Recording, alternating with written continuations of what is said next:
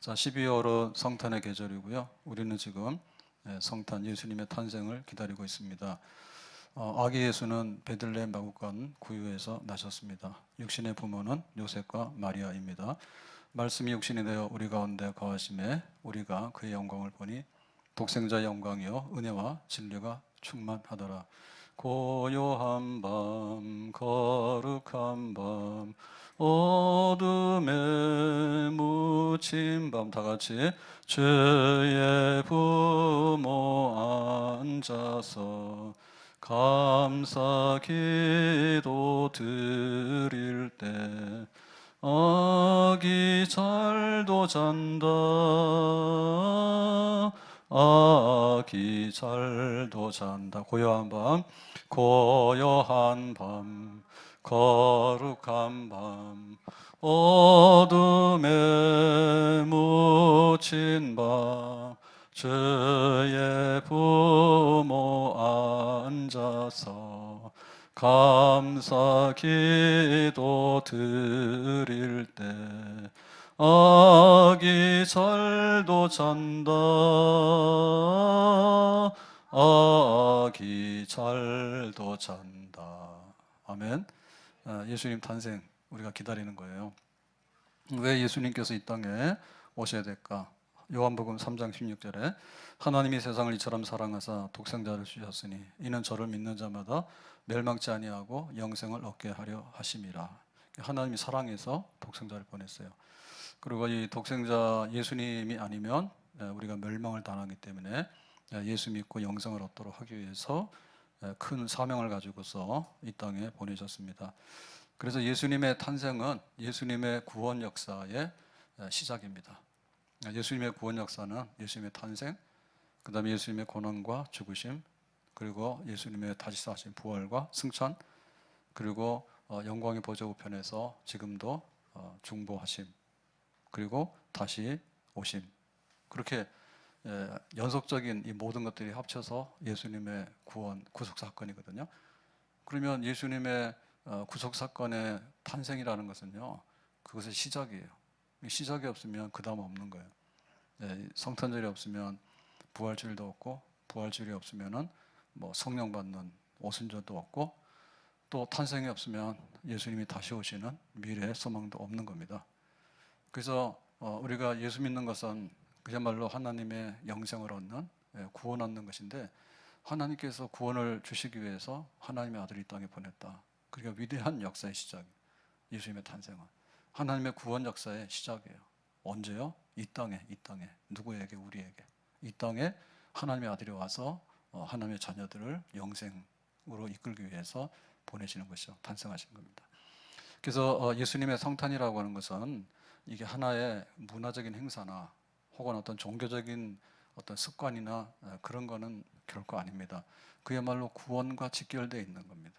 구원 사건의 시작이고 구원 사건의 핵심, 바로 예수님의 탄생입니다. 이태원의 그 할로윈 대회 때 압사 그 사건으로 인해서 지금도 뭐 여러 가지 시끄럽습니다. 그런데 그 할로윈 대회가 뭐냐라고 할 때 저도 잘 몰라요. 근데 보니까 그 이태원에 모이는 사람들이 성탄절에 모이는 사람보다도 할로윈 데이에 모이는 사람이 더 많더라, 이런 얘기 하더라고. 그래서 이렇게 할로윈 데이가 나름대로 뭐 이렇게 미국에서 또 저쪽에서 이제 들어왔는데 우리는 잘 모르잖아요. 근데 뭐 이렇게 요즘에는 굉장히 공간이나 이런 걸 뛰어넘으니까요. 그리고 또 왕래가 자꾸 하니까 그 할로윈 데이에 대한 문화적인 어떤 거를 받는가 봐요. 그래서 또 유학 가고 왔다 갔다 하는 사람들이 우리나라에서도 이런 거 해보자 해가지고 이제 한 것 같아요. 그러니까 그게 어떤 관심이나 어떤 놀이적인 거 이런 것들이 이 성탄절 크리스마스보다도 강하다는 거죠. 그래가지고는 확 와가지고 뭐 가면 뒤집어 쓰고 온갖 거 다 하고 하여튼간에 그런 거예요. 그래서 거기 등장하는 게 할로윈이 끄집어내는 게 성탄절인데, 성탄절은 별거 아닌 것처럼 이렇게 기자가 막 그 뉴스 전하는 소식 중에서 그런 게 나오더라고. 왜 그렇게 많이 왔냐 하니까 그렇다는 거예요. 그래서 이 성탄절이라고 하는 것은요, 어떤 세상의 어떤 축제나 문화나 어떤 거하고는 비교할 수 없는 그런 겁니다. 구원 사건의 시작이거든요. 구원 사건의. 그래서 우리가 성탄절을 이렇게 접하면서 이걸 하나의 문화적인 놀이 혹은 축제 혹은 뭐 또 돈 버는 거, 그다음에 유흥가 놀러 가는 거, 뭐 이런 거 하고 연관시키는 것은 그야말로 속된 것이고 세속된 것이다, 잘못된 것이다, 성경적이 아니다 얘기죠. 자, 그러면 우리가 어떻게 성탄을 준비할 것인가라고 할 때 오늘 마가복음 본문에서는 그 세례 요한의 준비를 소개하고 있습니다. 2절 가서 말씀 보겠습니다. 선지자 이사야의 글에 보라. 그러니까 이제 예수님의 그 구속 사건의 탄생이라든지 또 예수님을 준비하기 위해서 선구자로 보낸 세례 요한이든지 이거는 돌발적인 사건이 아니에요. 하나님의 구원이라는 것은 에덴 동산에서 선악과 먹으면 죽는다, 나가라 해서 추방당했잖아요. 그래가지고 이제 다시 이렇게 하나님의 자녀로서 돌아와야 되는 그런 거거든요. 그러니까는 그 뿌리가 구약 성경에 있어요. 그래서 하나님의 구원의 최종적인 결정판이죠. 최고의 클라이막스는 하나님의 아들을 보내가지고 구원하는 거다, 이랬단 말이에요. 그러니까 이제 예수님의 탄생은 성경에 의해서 탄생하는 거지. 내가 막 나와서 내가 뭔가를 이렇게 막 공약을 내어 걸어가지고 내가 뭐 세상을 구원하는 구주다라고 선포하고 이런 게 아닙니다. 자칭 뭐를 하는 그런 게 아닙니다. 그런 게 아닙니다. 그리고 세례 요한도 마찬가지인 거예요. 세례 요한도 내가 뭐 예수님 앞에 가서 뭐 이런 분이 예수님이니까라고 하는 게 아니라 성경에 세례 요한조차라도 이렇게 와서 예수님의 길을 미리 준비할 거다, 그런 예언이죠. 그것대로 이루어지는. 그야말로 하나님의 구원의 계획이 그 시간과 장소에 따라서 이제는 때가 되면 딱 이루어지는 사건이다 그랬습니다. 자, 내가 내 사자를 네 앞에 보내노니 그랬죠. 하나님이 하나님의 사자 이 세례 요한을 예수님 메시아 그리스도 앞에 미리 보내요. 그가 내 길을 준비하리라. 그러니까 세례 요한이 예수님의 길을, 그리스도의 길을 준비를 하는 거예요. 그게 이제 이사야서에 예언된 거예요. 그러니까 이 예언이 이렇게 이루어지는 거죠. 베들레헴에서 탄생한다라고 하는 것도 그냥 아무데나 탄생하는 건 아니죠. 그러니까 다윗의 동네에 다윗의 자손 중에서 그리스도가 오시면은 이제 베들레헴에서 탄생한다, 그렇게 이제 예언돼 있잖아요. 똑같이 세례 요한의 그 와서 사역도 이사야 선지자가 예언한 대로 그렇게 되어진다 그랬습니다. 그러면은 길을 준비한다라고 얘기했는데 세례 요한이 해야 될 사역이거든요. 그러면 세례 요한의 사역은 좀 더 구체적으로 뭐냐? 3절에 보니까 이렇게 표현했습니다. 광야에 외치는 자의 소리가 있어 이르되 그랬죠. 그러니까 요거 이제 세례 요한이에요. 세례 요한인데 장소는 광야고요. 그 다음에 세례 요한의 어떤 활동은 지금으로 말하면 이런 그 영상 매체라든지 어떤 다른 어떤 퍼포먼스가 아니에요. 그게 아니라 소리. 소리는 그 선지자들이 하나님의 말씀을 전달하는 그겁니다. 그러니까 와가지고 뭔가를 이렇게 영상으로 보여주거나 혹은 뭐 이렇게 뭐 능력 있죠. 뭐 이런 걸 막 잡으면 막 이게 뱀이 된다든지 뭐 이런 요술을 부려가지고 세례 요한이 뭔가를 보여준 게 아니고 세례 요한은 이렇게 소리를 들어서 이는 내 사랑하는 아들이다. 이렇게 그러면은 예수님이 하나님의 사랑하는 아들이다. 이렇게 그 하나님이 주시는 말씀만 소리만 딱 전하는 거예요. 그러니까 이게 굉장히 명료하죠. 그러니까 세례 요한에다가 별로 주목할 이유가 없어요. 세례 요한이 무슨 얘기를 하느냐? 근데 이 얘기는 하나님이 세례 요한의 입을 통해서 주시는 말씀이에요. 그래서 소리. 그래서 광야에서 외치는 소리, 스피커입니다, 스피커. 하나님께서 이제 들려주고 싶은 말씀. 근데 그게 곧 예수님을 통해서 들려주고 싶은 말씀인데 그 주인공은 원래 그냥 잘 안 나와요. 한 번에 안 나와요. 그래서 이렇게 지나가는 그 뭐라죠? 막 여는 사람이랑 그 다음에 이제 조연이랑 이렇게 한 다음에 그 다음에 이제 딱 그게 주인공이 등장하죠. 최소한 앞에 그 행차하는데 앞에서 이렇게 정리해주는 사람 정도는 오거든요. 그게 이제 세례 요한의 소리인 거예요. 세례 요한에서 뭐라 말하면 뒤에 이제 주인공이 예수님이 등장한다. 여러분 이렇게 그래 말하는 겁니다. 너희는 주의 길을 준비하라. 이제 이게 외치는 소리입니다. 세례 요한이 주님이 오시니까 그리스도가 오시니까 예수님 오시니까 준비해. 근데 준비는 어떻게 합니까? 그의 오실 길을 곧게 하라. 그러니까 그 그리스도가 구원자가 오시는데 막 가시밭길 막 울퉁불퉁하고 막 그래 구덩이 빠지고 뭐 이렇게 절벽이고 이러면 안 되잖아요. 예, 그리스도 구원자 왕입니다. 왕이 행차한다. 왕의 행차하는 그 길을 평탄하게 하고 아주 이렇게 아주 편리하게 왕이 형체할 수 있는 그 위엄과 영광을 볼 수 있도록 그렇게 길을 닦도록 해라. 그렇게 말하는 거죠. 그래서 이거는 그 로마 시대 그리고 그 로마 앞에 페르시아 때도 그렇고 뭐 어디 가더라도 아주 중요한 왕이 행차하게 되면 선발대가 가서 뭔가를 해야 돼요. 그렇죠? 심지어 궁궐에서 뭘 먹더라도 그 음식도 그렇잖아요. 음식도 막 그 해다 주는 대로 다 갖다가 왕이 직접 먹진 않죠. 거기 뭐가 들어있는지 모르잖아요.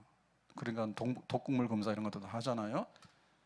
그러고 막 왕은 관리 엄청 합니다. 그래서 굉장히 힘들대요. 그래서 우리는 왕 안 해요. 전주시지만 왕 안 해요.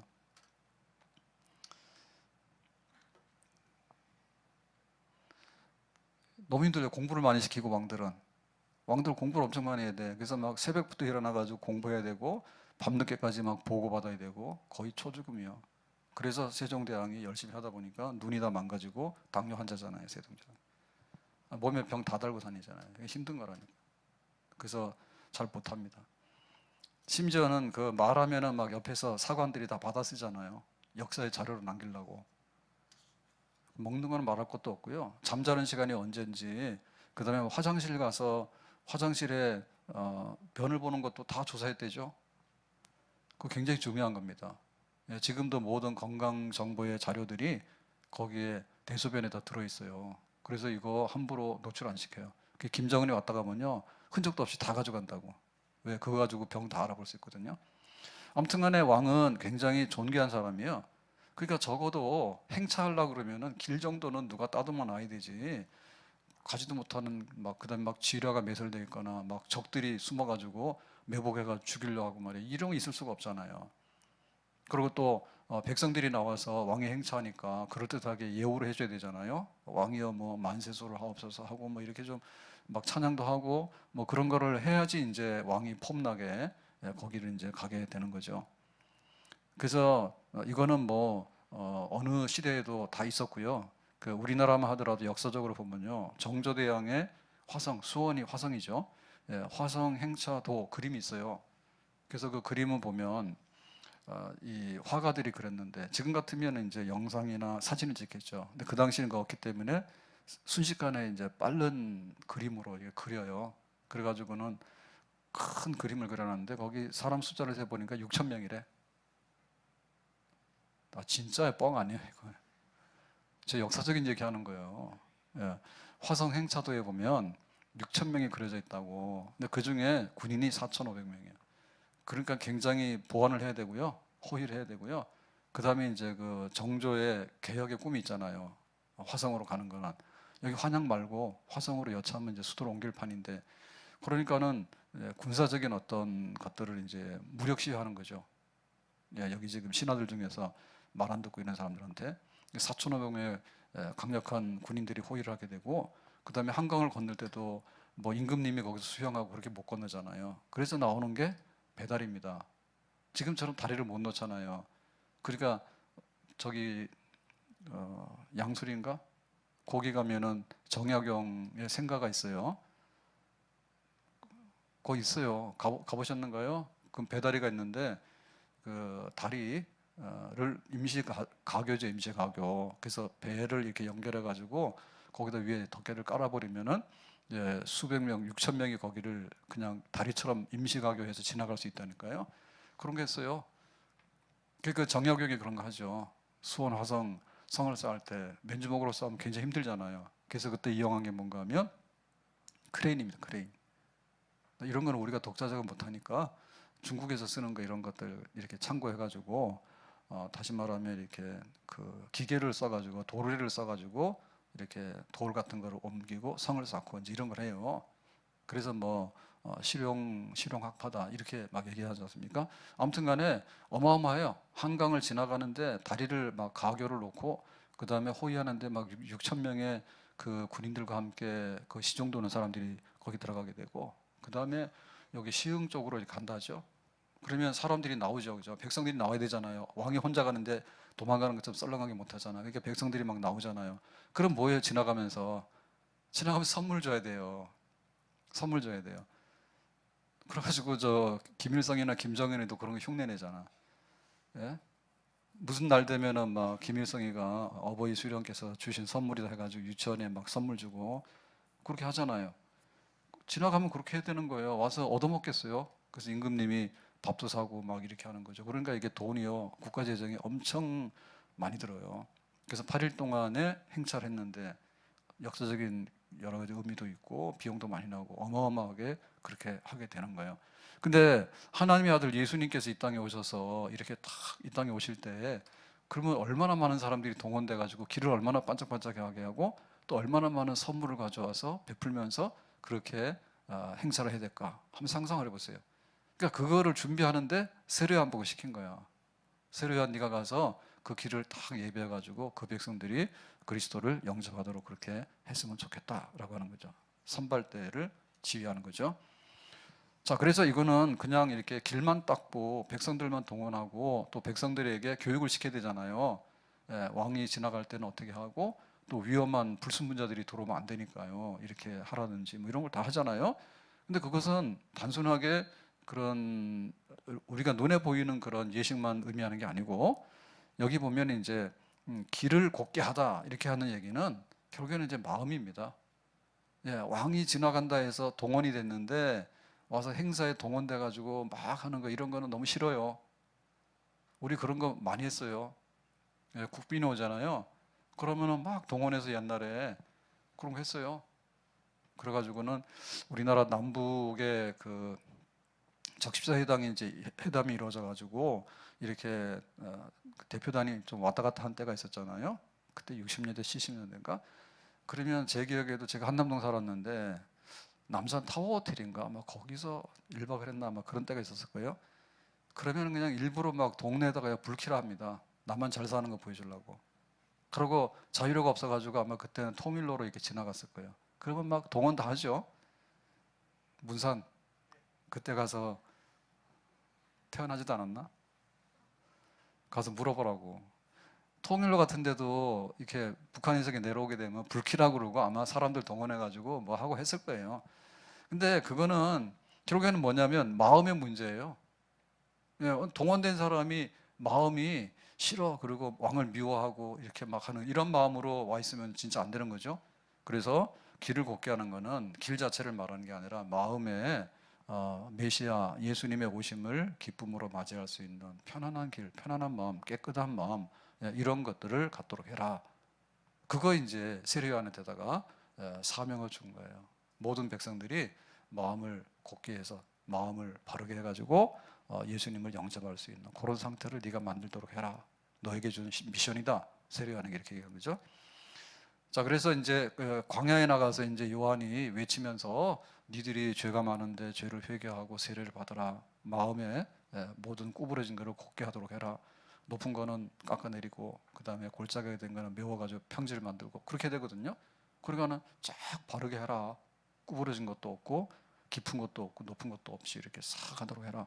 그 광야에서 외쳤는데 그 마음을 곱게 하라, 길을 평탄하게 하라라고 하는 것이 어떤 것인가에 관해서 이 광야의 그림을 보면 좀 더 우리가 이해를 할 수 있을 것 같아요. 유대 광야.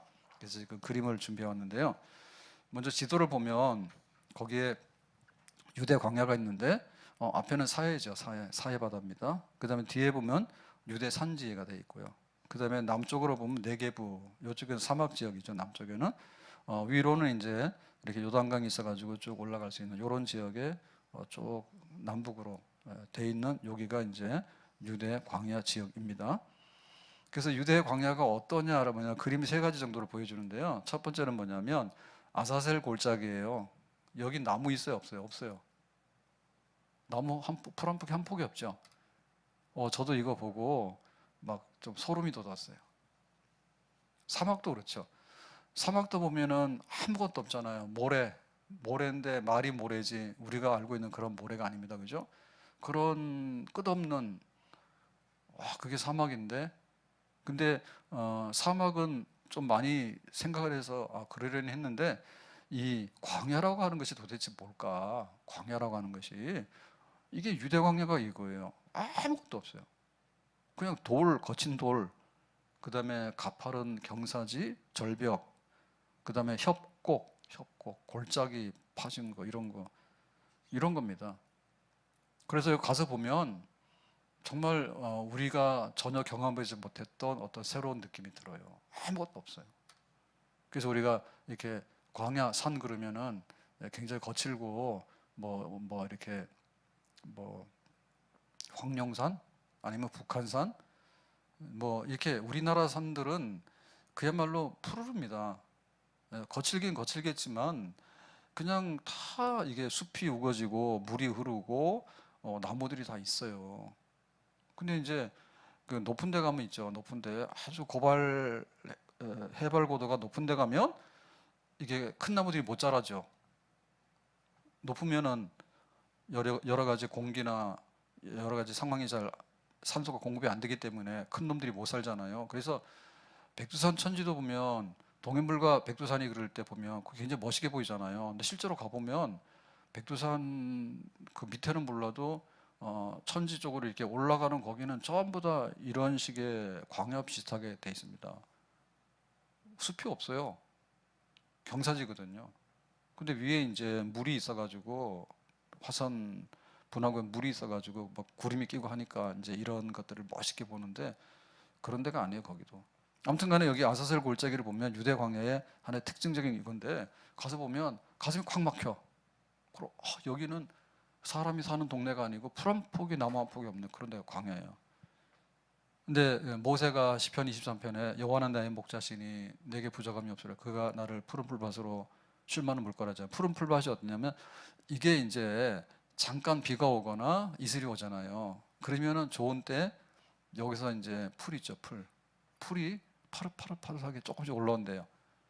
그러면 이제 목동들이 양들을 데리고 이동하면서 그 풀을 조그만한 풀 있죠, 나온 풀 그거를 그러니까 평상시에 이런데 만약에 여기서 풀이 난다 그러면은 순식간에 초록색으로 싹 변하는데 우리처럼 이렇게 말하는 큰 수풀이나 나무는 아니고 그냥 바닥에 있는 그 풀 있죠.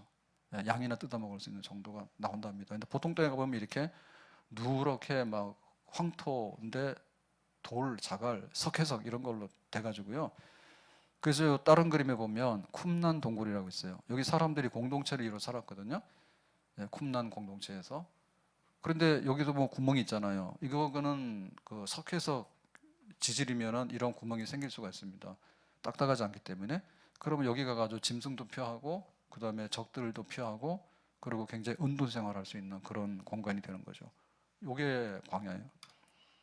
그리고 예수님이 이제 40일 금식기도 하셨잖아요. 40일 금식기도 할 때 시험을 받았다라고 하는데, 그래서 그 산을 시험산이라고 하거든요.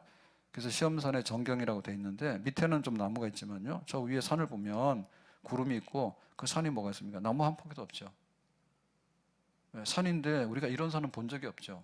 뻘겋었잖아요. 아무것도 없는 돌, 거친 이런 거.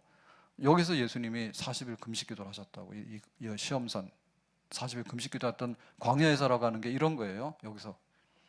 자, 그러니까 세례요한이 여기 나간 거예요. 유대 광야에 나간 거예요. 나가서 이제 메시아가 오니까 길을 좀 준비하자는 거죠. 그러니까 가장 척박한 이 광야에서 외치는 거예요. 그러니까 얘기는 지금 우리 세상의 상태가 이렇다는 거예요. 세상의 상태가 이렇기 때문에 그 구원자 예수님이 오시려고 그러면 길을 만들어야 돼. 환영을 해야 되고 길을 만들어야 되는 거예요. 이거는 지금 우리의 마음의 상태가 이렇다는 거예요. 우리 마음의 상태가 풀 한 폭이 나무 하나 없는 그야말로 깎아지는 절벽에 협곡에 바위투성이에 그 다음에 막 동굴이 형성된 이런데 거기에 막 짐승들이 살고 뭐 이런 거 뱀들이 기어다니는 정도 정갈들이 다니는 그러니까 우리가 일상적으로 풍요롭게 살 수 있는 그런 게 아닌 그것이 바로 우리의 뭐라고요? 우리의 마음이다. 병들고 상처나고 구부러진 우리의 마음이라 그거를 곱게 해서 마음을 피라 얘기죠. 필요한 얘기죠. 그래서 이 광야 같은 세상에 메시아가 쫙 올 수 있도록 고속도로를 만들어 버리면요, 원래 못 가는 길에 그냥 대로가 생기는 거예요. 그러면 거기 왕이 행차하는 거예요. 처음에 우리 경부고속도로 생겼을 때 참 역사의 처음이잖아요. 서울에서 부산까지를 얼마나 힘들게 갑니까? 고속도로 딱 만들고 나니까 어때요? 경부선 철도가 있긴 있었죠, 일제시대 때. 근데 철도 하더라도 막 10시간씩 걸리지 않습니까? 그 다음에 뭐 급행열차가 오긴 했는데 그래도 고속도로가 나니까 어때요? 예, 사람들이 다니지 못했던 길이 뚫려가지고 자동차가 달리니까 몇 시간 만에 그냥 부산을 가잖아요. 여기서 저 강릉 속초 쪽으로 굉장히 짧아요, 우리나라 거리가 이렇게. 남북으로는 좀 길데 동서가 짧습니다. 그래서 한 210km면은 동해 바다 물에 빠집니다. 그래서 너무 열심히 뛰게 하지 마세요. 졸다가 딱 깨면은 동해 바다에 빠질 수 있어. 예배 시간에 조금만 졸아야지 210km 정도로 졸아버리면 바다에 빠져요. 근데 얼마나 산이 많은지 몰라요, 우리나라. 우리나라 진짜 산 많아요. 그래서 터널수 그거 퀴즈에 자꾸 나오는데요, 해도 잘 모르겠더라고. 춘천까지 터널이 몇 개래, 그 다음에 춘천에서 양양까지 몇 개래 몰라요. 들어도 몰라요. 이상하게 안 이어지는 거는 끝까지 안 이어져요. 제 차 넘버는 5461. 그거 안 외울 수가 없는, 5461 맞지 아마? 옛날엔 몰랐거든요. 가는 데만 요즘에 주차비를 사람이 안 받잖아요. 그러니까 자동으로 그거 다 주차비 계산하고 나와야 되는데 이거 못하면은 거기서 하루 종일 있어야 돼. 갇혀가지고 주차장에서. 그래서 하다 보니까 생존의 본능이 있어서 그런지 5461이 내 차 같은데. 그러니까 우리가 얼마나 그 터널이 많은지요. 근데 그 터널을 뚫고 가버리면요, 산과 산 사이를 그냥 차가 달리는 거예요. 그러니까 요한은 그걸 원하는 거예요. 사막에도 길을 내고 사막에도 강이 흐르게 하고 이 광야에도 사람이 살게 하고 이 광야에도 그 거친 것들이 전부 다 옥토로 변화되게 하고 그런 것들을 해라. 그래서 예수님께서 오셔서 그 백성들을 만나고 그 왕국을 건설하려고 할 때 정말 주님 오셨습니다. 주님을 맞이하고 환영을 합니다. 지금 이 세상은 하나님의 나라가 사탄의 왕국으로 변질되어 있거든요. 그리고 하나님께서 그 성전을 통해서 하나님께 예배하도록 했는데 성전이 마비되어 있어요. 성전에서 짐승의 제물을 가지고 제사를 드리는데 하나님 받음직한 제사를 드리는 게 아니에요. 하나님께서 이 백성들에게 율법을 주셨어요. 그래서 내 백성들이 좀 이렇게 사는 백성이 됐으면 좋겠다라고 했는데 사실은 그 율법을 또 왜곡시켜 가지고요, 그러니까 율법을 줬는데 율법이 망가지고 성전 제사를 줬는데 성전 제사가 제9시를 못하게 되고 하나님이 아름답게 지은 세상에 하나님 왕국을 만들었는데 사탄이 와서 왕노릇해서 지배해버리고 이렇게 됐죠. 그리고 지금은 로마 사람들에게 압제를 당해가지고 뭐 세금도 걷어가게 되고 그야말로 주권을 상실한 그런 압제받는 식민지 백성으로 전락해 있잖아요. 지금 이 땅이, 이 팔레스타인 땅이. 그래서 이 세상에는 그야말로 환란이 있고 또한 위험도 있고 칼도 있고 배고픔도 있고 질병도 있고 슬픔도 있고 그리고 나중에는 이별도 있고 나중에는 병들어서 죽기도 하고 그런 게 우글우글 한다고. 그러니까 여기에 이제 하나님이 세상을 이처럼 사랑하사 독생자를 주셔가지고 그 그리스도가 와서 우리를 구원하는 그런 일이 일어나야 되는데 그거 갈아엎어야 되는 거잖아요. 주님 오실 수 있도록 환영을 하도록 해라. 볼지어다 내가 문 밖에 서서 두드리노니 누구든지 내 음성을 듣고 문을 열면 내가 그에게로 들어가 그로 더불어 먹으리라. 저를 믿는 자마다 멸망치 않고 영생을 얻게 하려 하심이라. 마지막으로 하나님의 아들을 보내가지고 이제 구원 영생을 얻도록 하려고 하는데 그거를 배척하고 그거를 튕겨내고 그 중에 많은 사람들이 예수님을 십자가에 못 박으라고 아우성쳤잖아요. 나중에 보면 결과적으로.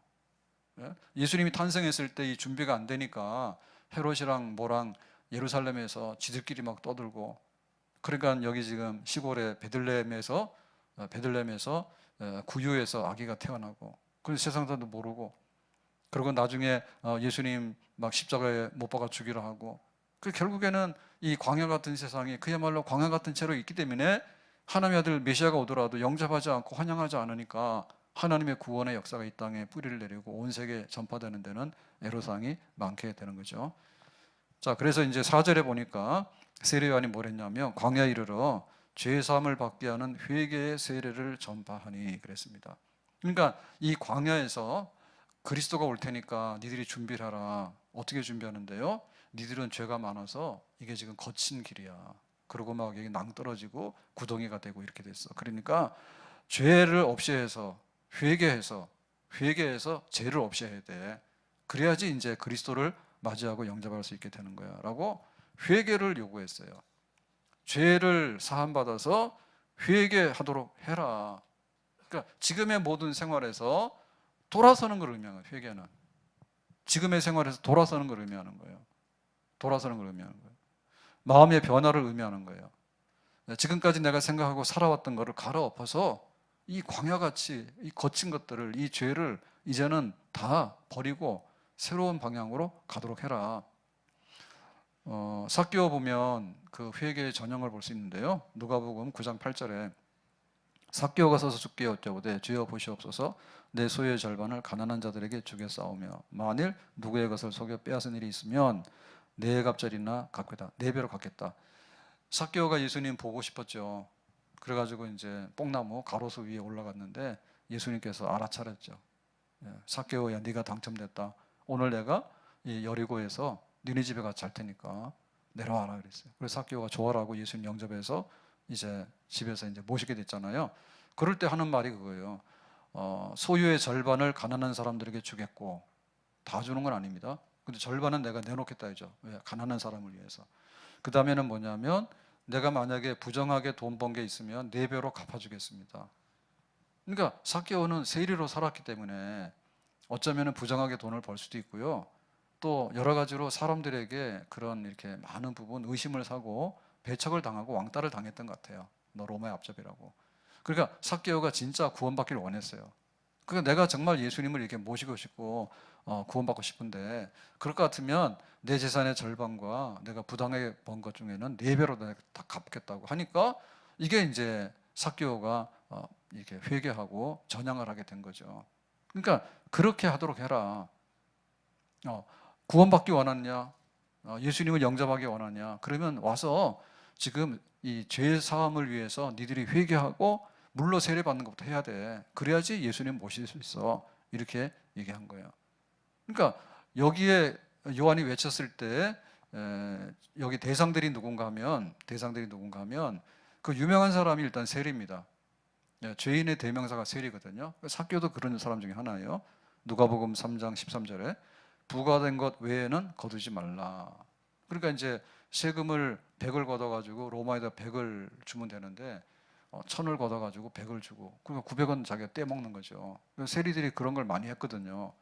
중간에서. 그러니까 그런 거 하지 마라 그거죠. 세리 니들은 돈 가지고 농간 부려서 그러니까 괜히 어려운 사람들 세금도 못 내는데 그거를 막 2배, 3배 받아가지고 지주문에도 다 넣고 앞으로 그런 거 하지 마라. 그게 바로 죄야. 회개해. 그래야지 네가 예수님 영접할 수 있어. 그렇게 하는 거죠. 그 다음에 군인들입니다. 군인들. 누가복음 3장 14절에 군인들도 물어 이르되 우리는 무엇을 하리이까? 회개하는데 우리 죄가 뭔데요? 라고 물은 거예요. 그랬더니 사람에게 강탈하지 말며. 그러니까 군인들은 칼이 있잖아요. 이제 로마 군인으로 속해가지고 칼을 가지고 있으니까요. 강탈하는 거죠. 가서 야 돈 내놔 뺏고 뭐 이런 거죠. 불법하게 거짓으로 고발하지 말고. 그러니까 이제 누명을 씌워서 혐의를 씌워가지고 막 고발하고 그런 것 통해서 이제 돈 뜯는 거예요. 강탈하는 거예요. 그다음 뭐예요? 받은 급료를 족한 줄 알라. 그러니까 군인의 월급이 많지는 않은 것 같아요. 그러니까 이제 부수입을 올리는데 가가지고 강탈하기도 하고 거짓말로 막 이렇게 고발해가지고 그 사람을 막 이렇게 누명시키기도 하고 이런 식으로 해가지고 막 이제 군인들이 돈을 긁어 모으는 거죠. 근데 그런 걸 하지 말고 네가 월급 적게 받더라도 그냥 월급 받는 대로 만족하고 살아라. 외치는 겁니다. 우리의 죄가 뭔데요? 그랬더니 세리, 군인들 니들 다 이게 평탄하게 돼야 돼. 깨끗하게 해야 돼. 완전히 전향이 돼야 돼. 그러니까 일반 백성들도 여기 이거 딱 듣고 나면 어때요? 아, 감이 오죠, 감이. 그래서 내가 어떻게 살았는가? 내가 산 걸 보니까 하나님 말씀 앞에서 거꾸로 살았구나. 그러니까 내가 다 뱉어내고 내가 새로워져야 되겠구나. 그런 거죠. 더군다나 지금 죄를 너희들이 회개하라고 했을 때 그 강력하게 요구했던 그 대상이 누군가 하면 이제 바리새인들과 서기관입니다. 바리새인 서기관. 그러니까 이 사람들은 나중에 세례요한이 그랬어요. 니들은 독사의 자식이라고 그랬어요. 독사의 자식이라고. 독종들인데 독이 있는데 그런데 물라고만 하지 회개는 안 하네. 그랬거든요. 그러니까 이 사람들은 우리는 제일 문제없이 깨끗하게 잘 산다고 자부하는 사람들이에요. 바리새인들이. 그래서 막 여기 손에도 그러고 이마에도 그러고 하나님 말씀을 주렁주렁 쓰기도 하고 매달고 다니기도 하고 집 대문에다가도 쓰기도 하고 그래가지고 막 지나가면 막 저 사람이 바리새인인데 성경도 너무나 많이 알고 그다음에 막 우리는 금식도 안 하는데 바리새인은 금식도 많이 하고 그다음에 길거리 서가지고 금식할 때 나 지금 금식 중이야 막 이렇게 하고 그러니까 막 이렇게 영적으로 볼 때 완벽한 것처럼 하지만 실상 속에는 뭡니까? 예, 무덤 속에 있는 뼈와 같다 그랬거든요. 더럽고 제일 악한 사람들이 바리새인들이라 교만하고 그런 사람들에게 세례 요한이 불같이 외치는 거예요. 바리새인 독사의 자식이네. 잘난 척하지 말고 회개하라 이렇게 한 거예요. 사두개인들 뭐예요? 사두개인 제사장들이거든요. 그 제사장들은 자기들이 성전 제사를 관리하기 때문에 그냥 가만히 있어도 돈이 막 들어오는 거예요. 성전 세도 내지 그다음에 막 성전에 뭐 여기 그 환전하는 것도 있지 그다음에 비둘기 팔고 뭐 양도 팔고 이런 거를 다 관리하는 걸 하다 보니까 제사장들이 어마어마한 경제권과 그다음에 이 권력 이런 거를 가지고 있는 거예요. 제사 성전 관리하기 때문에 특권을 가지고 있는 거예요. 그러니까 사정없이 외치는 거죠. 독사의 자식이라고. 제일 경건을 이익의 재료로 생각해가지고 하나님 이용해서 돈 벌어먹는 나쁜 놈들이라고 출세한다고 그런 거예요. 그래서 세례요한이 막 외친 거예요. 그러니까 지금 예수님 와야 되는데 예수님 저 오기가 어려워. 왜? 이렇게 광야에 유대 광야에 이렇게 거친 걸 봐라. 그러니까 니들의 마음이 그렇다 그거죠. 예? 지금 로마 사람들한테 압제를 당하고 있고 그리고 정말 이 성전의 기능이 마비돼 가지고 만민의 기도하는 집이 장사치에 소굴이 되어 있고 하나님께서 말씀을 주셨는데 그 말씀 가지고 위선을 떨면서 지 잘난 척이나 하지 사람들에게 깨닫게 못해 가지고 오히려 구덩이에다 갖다 넣기도 하고 이러고 하는 사람들이 지배를 하고 있고 가난하고 힘없는 사람들은 뭐 군인들한테 당하고 세리한테 당하고 뭐 어떻게 할 바를 몰라서 우왕좌왕하고 있는 이런 상황에서 칼을 엎어야 된다고. 그래야지 이제 오시는 그리스도가 예수님께서 마음껏 오셔서 이 땅을 다시 하나님 나라로 만들 수 있다. 그래서 이 얘기의 그 모든 것에 그 한마디로 뭐냐면 우리는 화이트 크리스마스를 좀 이상적으로 생각해요. 근데 아까 보신 이 유대 광야에 눈이 막 쌓이겠습니까? 화이트가 되겠어요? 잘 안 되죠. 중동에서 석유 팔아가지고 돈 많으니까 이번에 막 월드컵 축구 하잖아요. 예? 해가지고는 또 뭐 석유 팔아가지고 뭐 이제 그 중동에 뭐 막 두바이 같은 것도 만들었는데 뭐 어디죠? 이번에 온 사우디에 뭐야 살만인가 뭔가는 뭐 더 한다잖아요. 나중에 뭐 자기들 기름 떨어지면 어떻게 살까 싶어서 그게 많이 하는데 우리는 우리 문화 속에서 이 12월이 성탄절이 돼 있기 때문에 잘하면 눈이 옵니다. 이미 우리 첫눈 왔잖아요. 어제인가 눈이 많이 왔죠. 어제 꽤 많이 왔어요. 그래서 저는 눈을 싫어합니다. 눈 온 날 그러면은 가족 카톡에도 올립니다. 오늘 싫은 날 이렇게 올려요. 근데 어제는 싫은 중에도 괜찮은 날 그랬어요. 왜? 오전에 눈이 왔거든요. 오전에 눈이 오고 온도가 낮에 그래도 약간 좀 올라가서요 녹았어요. 그래서 좀 부지런한 데는 다 눈을 치웠고 염화칼슘 뿌려가지고 괜찮아요. 게으른 데만 눈이 지금 얼음 돼 있다고요. 그런 데는 좀 회개하셔야 됩니다. 예수님께서 못 오셔요. 미끄러져서. 그러니까 우리가 이상한 생각할 때 어떻게 하냐면 좀 색다른 분위기를 연출하려고 해요. 생일이면. 그렇죠? 생일날 맨날 먹는 밥을 주면은요, 이 무슨 생일이냐 이렇게 할 거 아닙니까? 생일날은 좀 밥도 좀 잘 주고, 그 다음에 생일날은 항상 주목받지 못했으니까 오늘은 축하하는 거예요. 생일 축하합니다 해가지고 생일만 지나면 그 다음날부터 또 구박입니다. 너 공부 안 해가지고 막 꿀러먹는데 생일날은 안 패죠 주로. 그래가지고는 이제 뭔가 이렇게 색다르게 분위기를 주고 띄우려 해요. 그래요. 그러다 보니까 트리도 하고 트리도 하고 트리 뭐 온갖 것도 다 합니다. 옛날만큼은 안 하는데 요새는 그 크리스마스 캐롤송 같은 것도 돈 내고 해야 된다며요. 그래서 아마 길거리에 잘 없을 거예요. 하다가 걸리니까. 근데 어쨌든 간에 트리 해요. 트리를.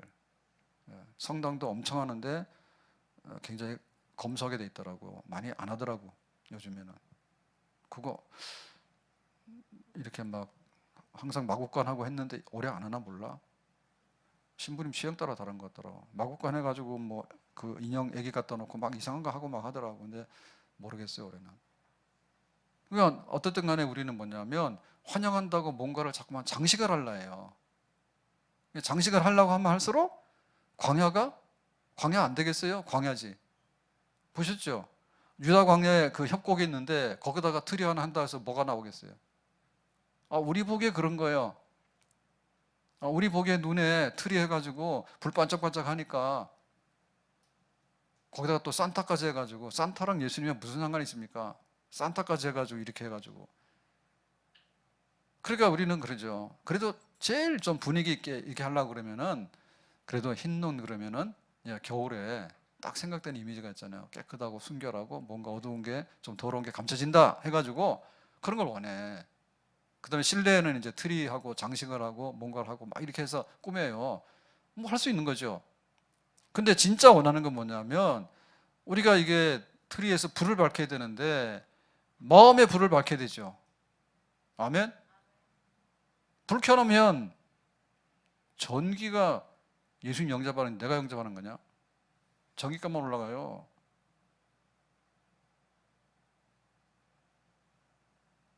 그러니까 우리 마음의 문제가 예수님 영접하는 거 그 문제잖아요. 마음의 문제가 영접하는 문제잖아요. 그러니까 화이트 크리스마스가 아니라 회개 크리스마스라는 거예요. 회개 크리스마스. 군인들이 칼 가져가서 돈 뺏고 하는 거 하지 마라 그래요. 세리가 가서 세금 고지서를 줬는데 왜 100을 200이라고 해가지고 자기가 100 떼어 먹습니까? 그런 거 하지 말라고 해요. 제사장들이 성전 관리하면서 지들이 잘난 척하는데 뒤로 돈 다 챙기거든요. 그러니까 정말 성전이 하나님의 만민의 기도하는 집이 되어서 하나님을 만날 수 있는 성전이 되도록 해야 되지, 사람들이 거기서 가로채가지고 그거 하면 안 된다. 바리새인들이 성경을 많이 아는 것 같거든요. 막 이마에고 옷이고간에 뭐 다 쓰고 다니잖아요. 그리고 줄줄줄 암송을 하고 성경을 다 외우잖아요. 근데 마음속에 뭐가 있습니까? 자기 의밖에 없어요. 나는 말씀 잘 지켜서 잘났는데 이거밖에 없는 거예요. 오로나는 공부한 사람이라도 이게 돼야 되는데. 그러니까는 회개해라, 회개해라. 성탄절 준비가 뭡니까? 회개하는 겁니다. 삭개오처럼 뽕나무 올라갔다 내려와가지고 그러면 내 전 재산 절반 내가 내놓을게요. 가난한 사람 위해서. 이승기라고 있죠, 연예인. 이승기 맞아요? 그래 자기 뭐 이때까지 연예인 활동 막 했는데 그 소속사라고 그러나? 거기서 돈 하나도 못 받았다고. 무슨 말인지 잘 모르겠더라고. 그래가지고 그 돈 내놓으라고 이렇게 해서 막 법적인 그 문제를 제기했더니 거기서 이번에 50억인가 오늘 50인가 56억인가를 줬대요. 오늘 일단에 받으라고. 그래서 이제 그게 정산이 맞는지 이제 법적으로 다룬다는데, 그랬더니 그 이승기가 뭐라 했냐면 내가 돈 때문에 그거 내 음원 내가 가수 활동하고 활동한 거를 내가 지금 못 받았다고. 0이랍니다. 0. 이때까지 한 거가 무슨 말인지 못 알아듣겠어. 근데 그거를 뭐 한 100억인가 된다는데 뭐 정산해서 우선 먼저 준 게 지금 50몇 억이 들어왔다는 거예요. 오늘 들어왔나 그래요. 그때는 오늘 발표를 했는데 제가 뉴스를 봤는데 그러더라고. 이거 내가 돈 때문에 그 소속사하고 그런 소송을 건 게 아니라고 해서 내가 받을 수 있는 거는 전부 다 기부다 이래가지고 통째로 다 기부해버렸어요. 오늘 50억 들으니까 50억 다 기부하고 쓰는 거는 이제 알아서 쓰겠대요. 학교다 내놓을지 병든 사람 위해서 내놓을지 가난한 사람 위해서 내놓을지 내놓겠대. 그러니까 뭐예요? 이렇게 막 자기가 가사 활동하고 뭔가 이렇게 정산이 잘 안 되고 이래가지고 지금 박송이도 그러잖아. 형이랑 아버지랑 재판 붙고 있잖아요. 평생에 내가 돈 벌었는데 내 돈 다 어디 갔냐 해가 내놓으라 해가지고 지금. 그러니까 우리가 성탄절을 준비하는데 성탄절 준비는 회개가 준비야. 아멘? 가가지고 내가 성탄절날 어디 가서 한번 행사 한번 뛸까? 어디 한번 놀러 갈까? 어디 가서 밥 한번 먹을까? 어디하고 모여가지고 노래방 한번 갈까? 뭐 등등 해가지고 그 생각 꽉 찼네. 그럼 교회 와서 예배 한번 드릴까? 좋지요. 할로윈과 성탄절 중에 요새 젊은 세대에게는 성탄절보다 할로윈이 더 유명합니다. 이런 말 안 되는 뉴스잖아요. 교회 와서 성탄절을 예배 드리는 날로 지내야 되겠죠. 근데 그 예배 드리는데 세례요한이 그랬거든요. 바리새인 니들 안 된다고. 전부 다 회개하고 새로운 길을 만들어야 된다고. 우리가 이런 걸 통해서 예수님이 십자가에 고난받고 죽으셨다고 그러면은 고난주간이네. 그런데 진짜 내가 죽어야 되잖아요. 예수님께서 십자가에 달리셨으니까 안 됐네. 나는 뒤로 돌아가서 좋아가지고 자기 혼자 즐기고. 그럴 수가 없죠. 예수님이 죽으시면 나도 죽는 거잖아요. 그 절기를 지낼 때 우리가 그렇게 그 절기가 주는 그 의미가 뭔가를 받아들이는. 예수님 탄생 기쁘잖아요. 근데 예수님 탄생은 누구에게 탄생이냐면 마음 깨끗하고 마음에 이 대로가 있는 사람들, 예수님을 영접하는 사람들에게 예수님의 탄생은 기쁨의 탄생이고 즐거운 축제의 날이 되는 줄로 믿습니다. 그러니까 온 교회가 즐거워하는데 그 즐거움의 전제 조건이 뭐냐면 회개하는 거예요. 돌아서는 거예요. 이 광야 같은 거친 세상에 짐승들이 우글거리고 골짜기에 협곡에 어디 가서 붙어서 사람이 살기가 너무 척박한 이런 세상에 하나님의 아들이 오셔서 이제 거기에 세민하게 하고 거기에 숲이 우거지게 하고 그 다음에 푸른 풀밭으로 쉴 만한 물가로 인도하시는 그런 아름다운 하나님의 나라 회복의 역사가 있기 위해서 예수님 오실 때 예수님 영접하는 사람은 마음에 정말 주님을 맞이할 수 있는 그런 회개하고 회심하는 역사. 육신의 정욕과 안목의 정욕과 이생의 자랑 여기에 찌들어 살았다면 이런 것들을 청산해서 온전한 길을 새로 만들어야 되겠죠. 바벨탑을 세워가지고 내 이름을 내고 하늘에 닿아보자고 내 야망과 욕망이 내 인생의 끝이라고 그렇게 달렸다면 바벨탑 헐어서 다 평지를 만들어버려야겠죠. 돈을 사랑함이 일만하게 뿌리가 된다 했는데 정말 돈 때문에 돈하다 보니까 예수님이 오는지 가는지도 모르는 광야 생활하고 있다면 돈 사랑보다도 주님을 더 사랑해야 되겠죠.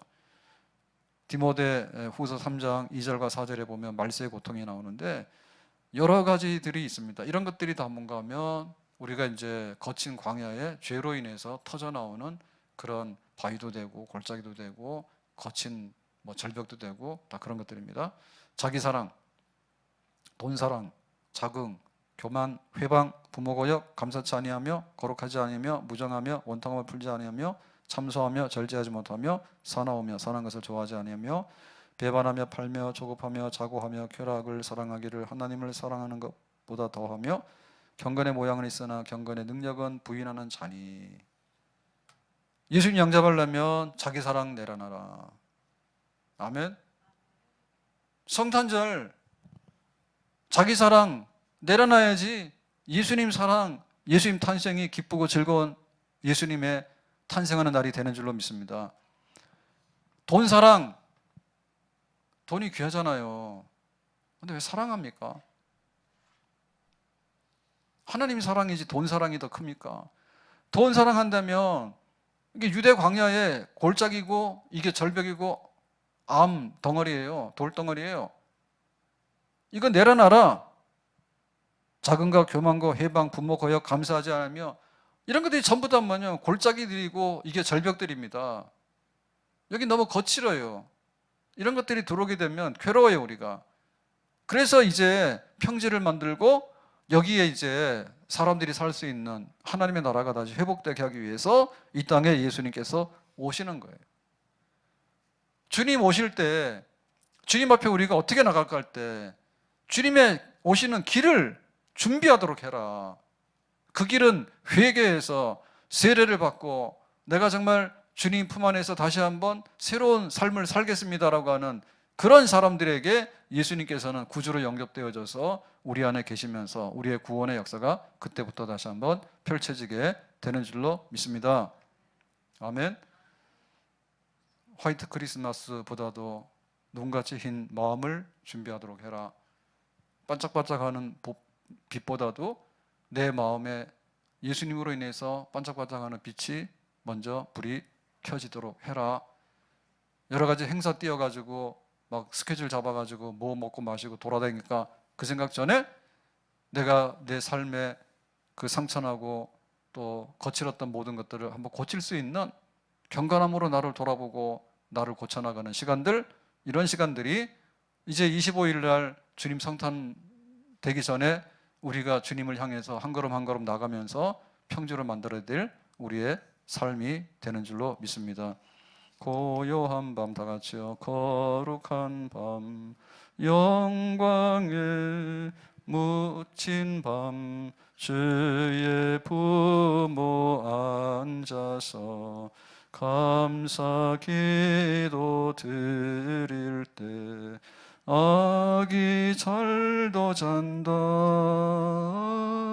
아기 잘도 잔다. 고요한 밤, 고요한 밤, 거룩한 밤, 어둠에 묻힌 밤, 주의 부모 앉아서 감사 기도 드릴 때 아기 잘도 잔다, 아기 잘도 잔다. 아멘. 기도합시다.